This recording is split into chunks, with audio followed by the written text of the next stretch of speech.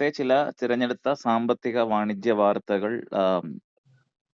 ഞാൻ പ്രസന്റ് ചെയ്യുകയാണ്. അതിനു മുമ്പ് ഒരു പ്രേക്ഷകർക്ക് വേണ്ടി ഞാനൊരു ചെറിയൊരു ചോദ്യം. ഇന്ന് പാലക്കാട് അസംബ്ലി തിരഞ്ഞെടുപ്പ് നടക്കുന്നത് കൊണ്ട് ആരും ഗൂഗിൾ ചെയ്യാതെ ഉത്തരം ചാറ്റ് ബോക്സിൽ ഇടാൻ ശ്രമിക്കുക. ഞാൻ വായിച്ചു തീരുന്നതിന് മുമ്പ് പാലക്കാട് അസംബ്ലി മണ്ഡലത്തിൽ ഏറ്റവും കൂടുതൽ പ്രാവശ്യം MLA ആയ വ്യക്തിയുടെ പേര്, അതാണ് ഞാൻ ചോദിക്കുന്നത്. 5 പ്രാവശ്യം ആ വ്യക്തി ആയിട്ടുണ്ട് എന്നുള്ളതാണ് അതിന്റെ ക്ലൂ.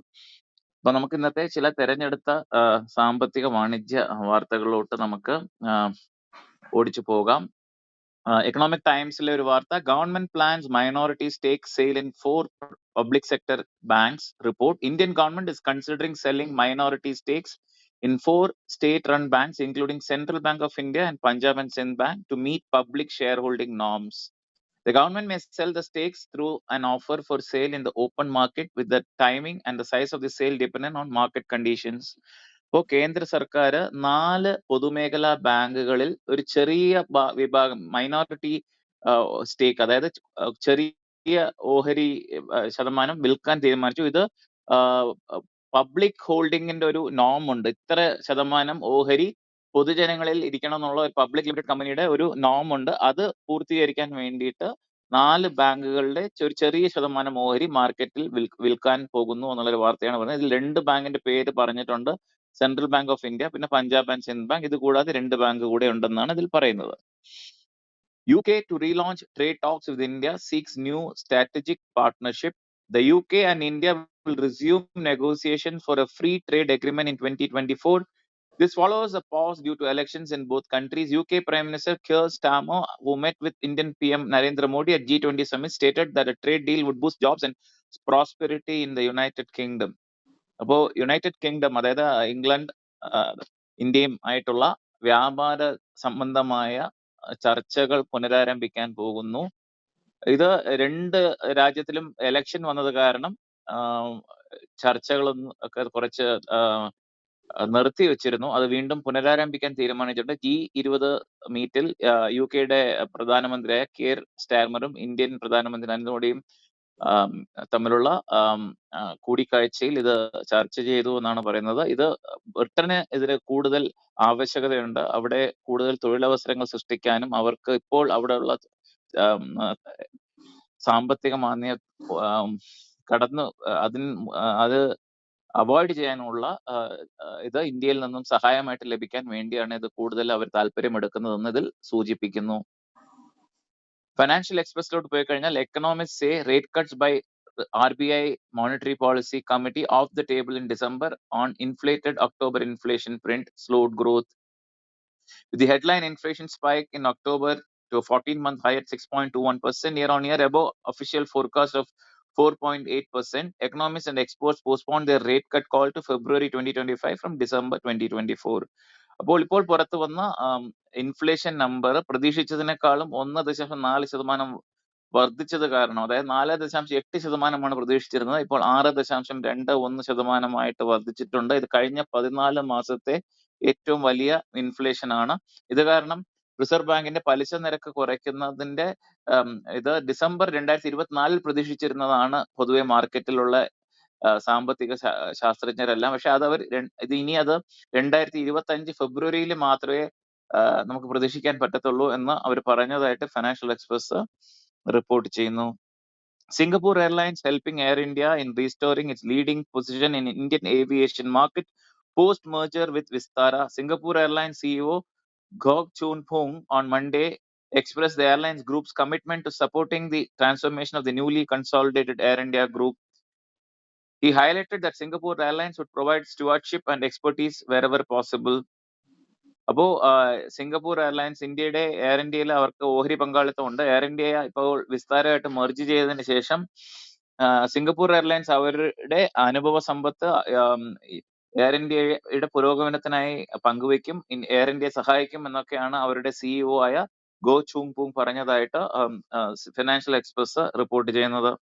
മിന്റിലോട്ട് പോയി കഴിഞ്ഞാൽ, US reportedly planning to force Google to sell Chrome, separate Android from other products. US Justice Department is set to request a judge to mandate that Google divest its Chrome browser, according to Bloomberg. The department may also propose additional measure targeting artificial intelligence and Google's Android operating system. അപ്പോ അമേരിക്കയിൽ നിന്നുള്ള ഒരു വാർത്തയാണ്, Google Chrome separate ആയിട്ട് വിൽക്കണം എന്നുള്ള ഒരു നിർദ്ദേശം വന്നിട്ടുണ്ട് US ജസ്റ്റിസ് ഡിപ്പാർട്ട്മെന്റിൽ നിന്നും. അതിനെക്കുറിച്ചുള്ള ഒരു വിശദമായ വാർത്ത മിന്റ് കൊടുത്തിട്ടുണ്ട്. പിന്നെ ഒരു വാർത്ത, reserve bank of India cautions investors, says deep fake videos of Governor Shaktikanta Das circulating on social media. RBI issued a circular on Tuesday, November 19th, warning investors to look out for deep fake videos of Governor Shaktikanta Das circulating on social media platform, which claim to launch some RBI-backed investment schemes. ഇപ്പോൾ നമ്മുടെ artificial ഇന്റലിജൻസിന്റെ ഒരു വലിയൊരു പ്രശ്നമായിട്ട് വന്നിരിക്കുകയാണ് deep fake videos. നമ്മൾ തന്നെ സംസാരിക്കുന്ന പോലെ നമ്മൾ സംസാരിച്ചിട്ട് പോലും കാണത്തില്ല, അതുപോലൊക്കെ വീഡിയോസ് ഒക്കെ ചെയ്യാൻ പറ്റും. അതുപോലെ ഒരു വീഡിയോ RBI ഗവർണർ ശക്തികാന്ത ദാസിന്റെ വീഡിയോ പ്രചരിക്കുന്നുണ്ട്. RBI എന്തോ പുതിയ നിക്ഷേപ സ്കീമുകളായിട്ട് വരുന്നുവെന്ന്, അത് സൂക്ഷിക്കണമെന്നും അത് കഴിയുന്നത്ര അത് കണ്ടാൽ റിപ്പോർട്ട് ചെയ്യണമെന്നൊക്കെ ഒരു വാർത്തയാണ് മിന്റിൽ കൊടുത്തിട്ടുള്ളത്. പിന്നെ ബിസിനസ് ലൈനിലോട്ട് പോയി കഴിഞ്ഞാൽ Paytm UPI goes international, shop, dine and explore without borders. 197 Communications Limited, which owns the brand Paytm, has enabled Paytm users to make UPI payments at select international locations. Indian travelers can now use their Paytm app to make seamless cashless payment at destinations where UPI is accepted, including popular spots in UAE, Singapore, France, Mauritius, Bhutan and Nepal. അപ്പോൾ ഇനി Paytm app ഉപയോഗിച്ച് international യാത്ര ചെയ്യുമ്പോൾ നമുക്ക് payment നടത്താം എന്നുള്ള ഒരു വാർത്തയാണ് ഇത്. ഇപ്പോൾ ഇതിൽ കൊടുത്തിട്ടുള്ള രാജ്യങ്ങളുടെ പേര് UAE, Singapore, France, Mauritius, Bhutan, Nepal എന്നാണ് കൊടുത്തിട്ടുള്ള. ഇനിയും കൂടുതൽ രാജ്യങ്ങൾ ഇതിലോട് ആഡ് ചെയ്യുമെന്നും ഇതിൽ സൂചിപ്പിക്കുന്നുണ്ട്. In a first, Tamil Nadu suggests to 16th Finance Panel an income distance norm for devolution. Tamil Nadu government has asked the 16th Finance Commissions to adopt a different method of measuring per capita income from normal to purchase power parity while calculating the biggest criterion for devolution of funds between center and the state, namely income distance. അപ്പോ ഈ finance കമ്മീഷനാണ് രാഷ്ട്രപതി നിയമിക്കുന്ന finance കമ്മീഷനാണ് കേന്ദ്രത്തിന് വരുന്ന നികുതി വരുമാനം ഏത് അനുപാതത്തിലാണ് കേന്ദ്രവും സംസ്ഥാനവും തമ്മിൽ വീതിക്കേണ്ടതെന്ന് തീരുമാനിക്കുന്നത്. ഇതിന് കേന്ദ്ര സർക്കാരിന് ഒരു ഇതുമില്ല, അധികാരവുമില്ല തീരുമാനിക്കുന്നതിൽ. ഇത് ഫിനാൻസ് കമ്മീഷൻ ആണ് തീരുമാനിക്കുന്നത്. പിന്നെ ഫിനാൻസ് കമ്മീഷൻ ഈ ഡെവല്യൂഷൻ ചെയ്യുന്നതിനുള്ള ചില ക്രൈറ്റീരിയകൾ പറയും. ആദ്യം എത്ര ശതമാനം സ്റ്റേറ്റിന് എടുക്കണം, എത്ര ശതമാനം സെന്ററിന് എടുക്കണം എന്ന് പറയും. പിന്നെ അതിനകത്ത് എത്ര സ്റ്റേറ്റിന് എടുക്കുന്നു, ഓരോ സ്റ്റേറ്റിന് എത്ര കൊടുക്കണം എന്നൊരു ഇതുണ്ട്, ഡെവല്യൂഷൻ പോളിസി ഉണ്ട്. അപ്പൊ ആ പോളിസി ഒന്ന് അമെൻഡ് ചെയ്യണം. അതിൽ തമിഴ്നാട് സർക്കാർ 16 ഫിനാൻസ് കമ്മീഷന് ചില നിർദ്ദേശങ്ങൾ കൊടുത്തിട്ടുണ്ട്. അപ്പോൾ അവർക്ക് പല കാര്യങ്ങൾക്കും കാരണം അവർക്ക് കൂടുതൽ ടാക്സ് റവന്യൂ കിട്ടുന്നില്ല. അതിന് പരിഹാരമായിട്ട് ചില നിർദ്ദേശങ്ങൾ തമിഴ്നാട് സർക്കാർ 16ാമത് ധനകാര്യ കമ്മീഷന്റെ മുന്നിൽ വെച്ചിട്ടുണ്ടെന്നാണ് പറയുന്നത്. സോ ഇതിൽ ഡെവല്യൂഷൻ എന്ന് പറഞ്ഞാൽ ടാക്സ് റവന്യൂ സ്റ്റേറ്റുമായിട്ട് ഷെയർ ചെയ്യുന്നതിനാണ് ഡെവല്യൂഷൻ. പിന്നെ വെർട്ടിക്കൽ ഡെവല്യൂഷൻ എന്ന് പറഞ്ഞാൽ സ്റ്റേറ്റും സെന്ററും തമ്മിൽ എത്ര അനുപാതത്തിലാണോ എടുക്കുന്നത് അതിന് വെർട്ടിക്കൽ ഡെവല്യൂഷൻ എന്നും, സ്റ്റേറ്റുകൾ തമ്മിലുള്ള അനുപാതത്തിനെ ഹൊറിസോണ്ടൽ ഡെവല്യൂഷൻ എന്നും പറയും. അപ്പോൾ അതിനെക്കുറിച്ചുള്ള വാർത്തയാണ് ഇതിൽ കൊടുത്തിട്ടുള്ളത്. ബിസിനസ് സ്റ്റാൻഡേർഡിലോട്ട് പോയി കഴിഞ്ഞാൽ India's renewable energy capacity to touch 250 gigawatt mark by March 2026, says ICRA. Domestic renewable energy capacity is expected to reach the 250 gigawatt level by March 2026, ICRA said on Tuesday. ഇപ്പോൾ ഇന്ത്യയുടെ റിന്യൂവബിൾ എനർജിയിലുള്ള ഫോക്കസ് കൂടുന്നുണ്ട്. 250 gigawatt produce ചെയ്യാനുള്ള കെൽപ്പ് ഇന്ത്യക്ക് March 2026 ആകുമ്പോഴേക്കും ഉണ്ടാകുമെന്ന് ICRA എന്ന് പറഞ്ഞൊരു agency report ചെയ്യുന്നു. 10ാമത്തെയും അവസാനത്തെയും വാർത്ത വീണ്ടും ബിസിനസ് സ്റ്റാൻഡേർഡിൽ നിന്നും. India's Inc Q2 2024-25 numbers show growing dependence on banking and financial services sector. Corporate India now seems more dependent than earlier on a good showing by the banking, financial services and insurance sector to prop up overall earnings, with the sector share in India's corporate profits reaching 38.2% in July-September 2024, the highest since 2012. ഇപ്പോൾ ഇന്ത്യയുടെ ഓരോ 3 മാസം കൂടുമ്പോഴും ഈ കോർപ്പറേറ്റുകൾ അവരുടെ കഴിഞ്ഞ 3 മാസത്തെ result പ്രഖ്യാപിക്കും. ഈ സാമ്പത്തിക വർഷത്തിലെ 2ാം പാദത്തിന്റെ കമ്പനികളുടെ റിസൾട്ട് വന്നപ്പോൾ അതിൽ കാണുന്നത് ഏറ്റവും കൂടുതൽ കോർപ്പറേറ്റ് പ്രോഫിറ്റ്സിൽ മുന്നേ നിൽക്കുന്നത് ബാങ്കിങ്, ഫൈനാൻസ് സർവീസസ്, ഇൻഷുറൻസ് സെക്ടറാണ്. ഇന്ത്യയിലുള്ള മൊത്തം കോർപ്പറേറ്റ് പ്രോഫിറ്റ്സിന്റെ ഈ രണ്ടാം ഭാഗത്തിൽ വന്ന കോർപ്പറേറ്റ് പ്രോഫിറ്റ്സിന്റെ 38.2% ഈ മേഖലയിൽ നിന്നാണ് വന്നത്. ഇതിന് കൂടുതൽ ഡിപ്പെൻഡൻസ് ഉണ്ട് എന്നും ഇന്ത്യയുടെ കോർപ്പറേറ്റ് മേഖലയിൽ ഇതൊരു ഡോമിനേറ്റിംഗ് സെക്ടർ ആണെന്നും ഇതിൽ സൂചിപ്പിക്കുന്നു. ഇന്നലെ ഓഹരി വിപണി ചെറുതായിട്ടൊന്ന് മുന്നേറി 239.37 പോയിന്റ് ഉയർന്ന് 0.30% ഉയർന്ന് 77,578.38 സെൻസെക്സ് വ്യാപാരം അവസാനിപ്പിച്ചു.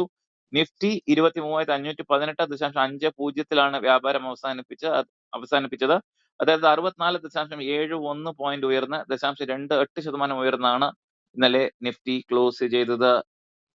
MCX എക്സ്ചേഞ്ചിലെ 10 ഗ്രാം സ്വർണത്തിന്റെ അവധി വ്യാപാരത്തിന്റെ കോൺട്രാക്ടിന്റെ വിലയിൽ 661 രൂപയുടെ ഉയർച്ചയുണ്ടായി. അതായത് 0.88% 10 ഗ്രാം സ്വർണത്തിന്റെ അവധി വ്യാപാരത്തിൽ ഉയർച്ചയുണ്ടായത്. 75,708 രൂപയാണ് ഇന്നലെ ആ വില. രൂപയുടെ വിനിമയ നിരക്ക് 84 രൂപ 41 പൈസയാണ്. അതുപോലെ തന്നെ ഞാൻ ആദ്യം ചോദിച്ച ചോദ്യത്തിന്റെ ഉത്തരം വന്നിട്ടുണ്ട്. നമ്മുടെ ബാലേന്ദ്രേട്ടൻ തന്നെ കൊടുത്തിട്ടുണ്ട്. CM സുന്ദരമാണ് ഏറ്റവും കൂടുതൽ പ്രാവശ്യം പാലക്കാട് നിന്നും MLA ആയിട്ട് ജയിച്ചത്.